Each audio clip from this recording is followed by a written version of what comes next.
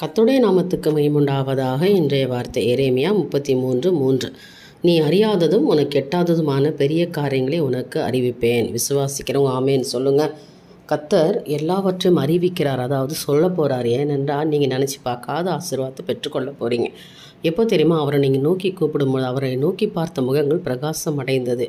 எனக்கு அருமையான தேவனுடைய பிள்ளைகளே, இந்த காலை வேளையில் கர்த்தரை நோக்கி கூப்பிடுங்க. ஆண்டவரே, தாவீதின் குமாரனே எனக்கு இறங்கும் அப்படின்னு சொல்லி நீங்கள் கூப்பிடுங்க. அப்போ கூப்பிடும்போது அவர் உங்களுக்கு உத்தரவு கொடுக்குறார். கூப்பிட்டா இதோ நான் இருக்கிற மகளே, உன் தேவை என்ன, உனக்கு என்ன வேண்டும், உனக்கு என்ன உதவி வேணும்னு சொல்லி ஆண்டவராக இயேசு கிறிஸ்து உங்களை பார்த்து கேட்குறார்.